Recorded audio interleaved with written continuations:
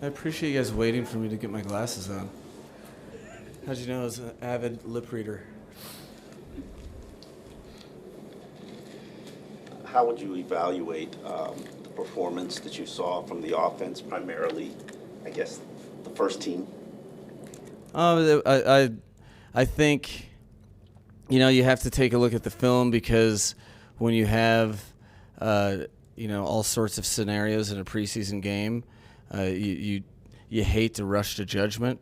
However, I was happy with the first group, that first drive, to be able to be put in a couple scenarios. I think there was 2 fourth downs, and to be able to make some plays in a couple different ways. I thought, you put everyone out there so that they can,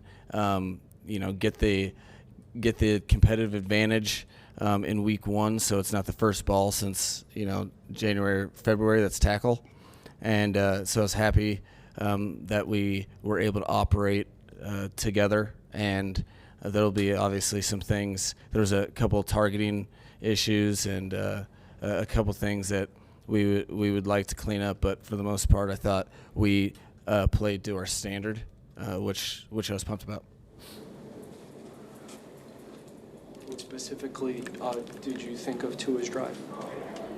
Tua's performance? I thought it was probably the least amount of nerves that he's had the first time stepping out on the football field. I thought it was just us executing some of our day one concepts, and he didn't force any issues. I really liked his decisions. I liked his ball placement. I thought he did a good job in his I think 11 reps. So it was nice to see him out there and connect on some passes. I know he was fired up. You mentioned 2 short yard situations, fourth downs. Can you take us through the process of deciding to go up the middle, run on one of them, and then letting Tua throw for the touchdown on the other? Well, it was such a long drive. I felt good about our fourth down options, and I probably would have run the ball. I was feeling pretty good about the offensive line. I probably would have run the ball the second time, but I kind of figured that it would be to his last play because it was such a long drive, and I was really looking for him to get about 10 opportunities to lead the offense, and so I wanted to give him an opportunity to make a play, and I thought that was a good time for him to take control and put the ball where it needed to go. And I thought River Craycraft had a great release and got an edge of the defender and made a good catch in the end zone. So that was a cool moment. You guys had a number of injuries tonight. Were there any of them that really were alarming, that were concerning for you? I haven't gotten wind of anything that's major extensive, but that doesn't mean that's there wasn't one. It's just the communication as you're going through one of those games, and there was a good amount of injuries on both sides. I would be it'd be inaccurate if I said there was nothing. However, during the game, I didn't have any updates of things that were what you hate to hear in games like that. But you don't like to see anybody go down, and we had a couple guys go down, so we'll have to assess that probably all day tomorrow. I'm not a doctor, but Cam was holding his hamstring as he came off the field. Was that something he'd been dealing with previously? Was that a similar injury? Yeah, there's in games like that, it's tough. He's been doing a diligent job, working his way back, and it wasn't ideal. We were down to about we played almost almost 2 quarters with Burton playing halfback we had one tight end. There was a lot of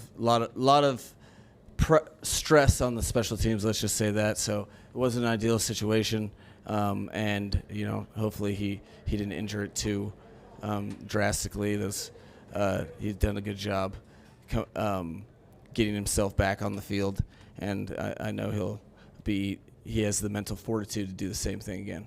One more follow-up, if I may. This is the second straight game you've been in this situation where you guys have been down to literally the last guy on your bench. Is 3 preseason games one too many? I mean, should you guys be playing another game after this? Well, that's a tricky question because, I think for me, the injuries are a part of the game.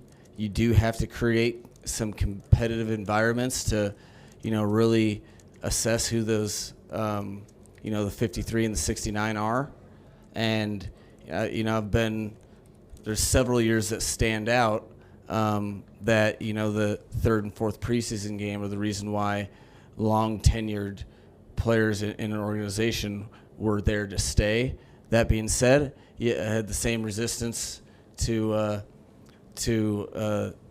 changing the fourth preseason game.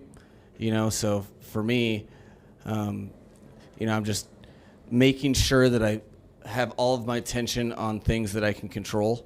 I think that guys need the opportunity. How much or how many opportunities we get in the preseason, that's up for debate. I know there's a lot of good competitions being settled right now in the NFL, and there are also a lot of good amount of injuries. So, shoot. What do you think? I think it's one too many.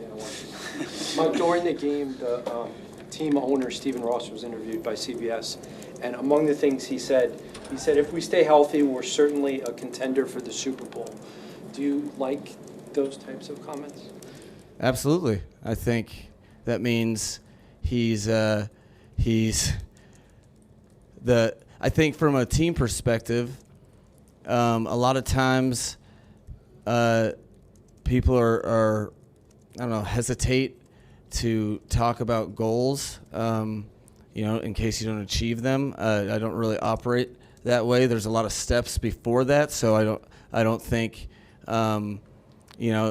necessarily it's on our guys' minds right now because our goals are creating our standard and then winning the next game, and then you try to do the division, and then you try to win the conference, and you try to win the Super Bowl. So, but I like the building, and including the owner having the mindset of let's be bold, don't be afraid of anything. We're going to compete, and that I think that brings out the best in people. And I'm excited that he. I think that means he believes in the program, right? Yeah. So that's but we've got a preseason game that follows 3 practices, and then we got to get ready for the Jacksonville Jaguars after that.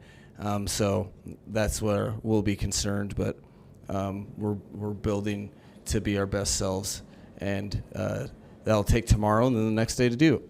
Why was Jalen Wright not active tonight? Little something that came up in the last practice. Something where I'm not too concerned with, but it wouldn't have done him justice if he would have been thrown out there, at the tail end of the last joint practices when it came up. So, you used Jonnu in a bunch of ways tonight. What does he bring to your offense? It was cool to have him out there. I think he brings physicality and a guy that really enjoys having the football in his hands and can do some really cool stuff with that. I think there's times when your offense is clicking that defenses will really just try to defend space and really the field is expanded, so to speak, with where defenders are defending. In those situations, having fast, aggressive playmakers with the ball in their hands, they can take advantage of those types of things. So I think he's a great addition to our team, and I think there's a multitude of ways that you can use players, and he's no exception. Mike, in the backup quarterback battle competition, I've seen it go different ways where you give different guys opportunities per day. Skylar's pretty much had an extensive run with the number 2s. Does that mean that he's making headway on challenging Mike for that spot?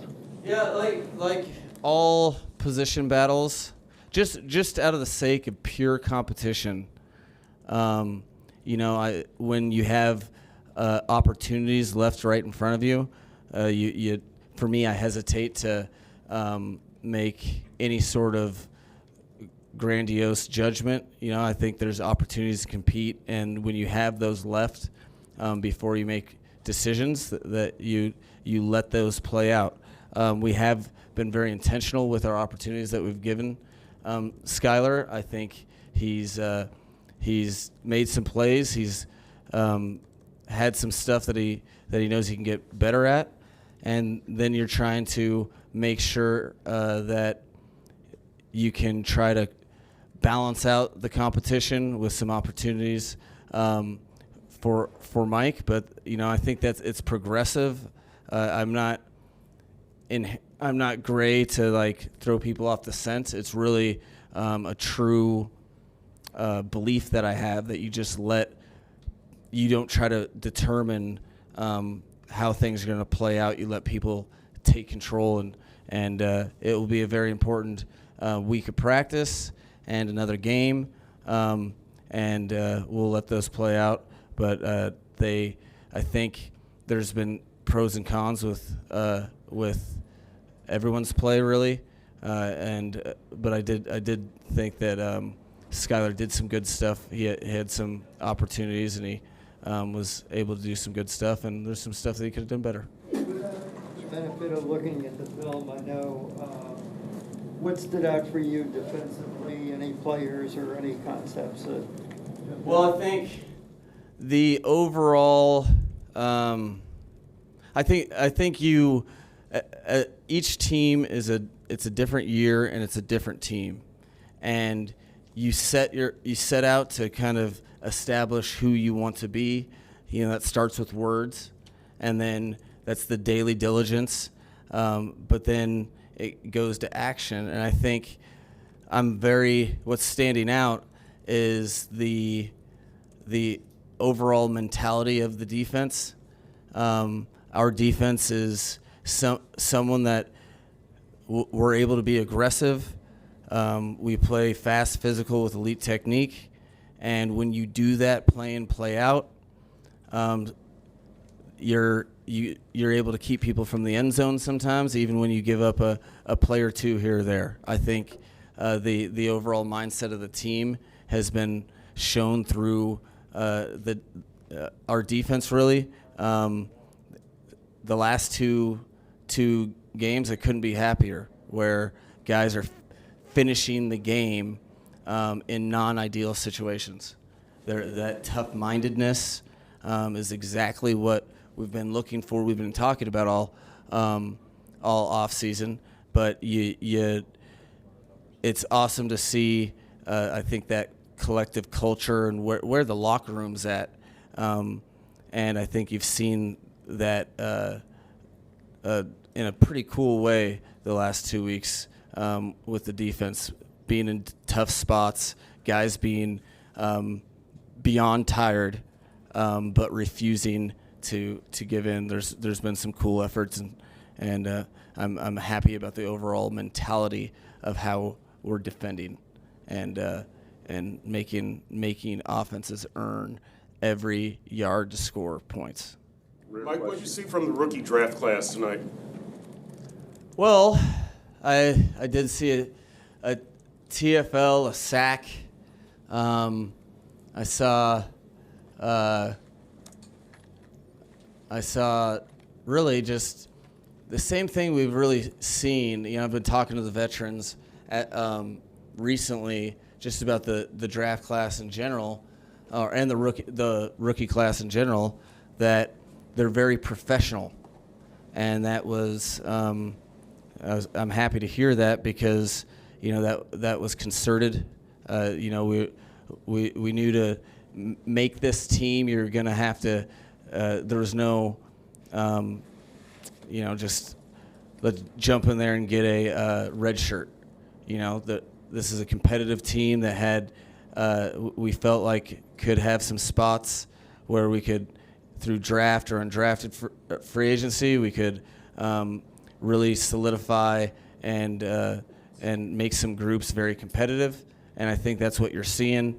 There's you're seeing a rookie class of players that understand what their teammates need from them, which is NFL preparation and execution.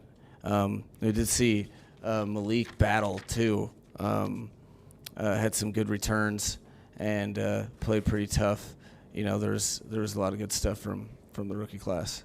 Last question. I want to ask you about special teams. I know it's, especially when you're getting close to putting together that big roster, how much does that factor into your decisions about this guy or that guy? Does Danny Crossman get like 5 players that he can say, okay, I need these guys? No, so that's what's super important about the connectivity and communication within the coaching staff. What you don't want is you get close to the cut down date and the Joe Barry linebacker coach is like, wait, this guy's good on special teams? Like the connectivity of coaches communicating, and I'm very happy with our coaching staff communicating in that way, because they've been on the front end of, all right, well, this guy's doing phenomenal, or really like what he might be able to do on special teams. Okay, let's make sure we're giving him the right opportunities on defense. Okay, this this running back is might be able to help us. Okay, well, we better make sure he's getting opportunities in special teams. Though that connectivity, I think we've been on the same page the entire process. I wouldn't put a number on how many guys you get, but that you have to have guys that can excel in each phase, so that you have somebody to follow behind. I think for the most part, we're fortunate in that there's not many one-trick ponies on this team. That the guys that are thriving in their particular, whether it's offense and defense, those guys that are thriving are very involved in special teams and doing a good job, and vice versa, so that we have contributors, because the 53 or the 46 on game day, you can't have many people that aren't participating, and there's going to be a lot of field position points. It's always been that way in punt and punt return, but the kickoff and kick return are big plays that can determine the end result of the game. So you better be very well equipped in those phases this season if you're trying to win football games like we want to. Thank you, guys. All right. Thank you. Locker room is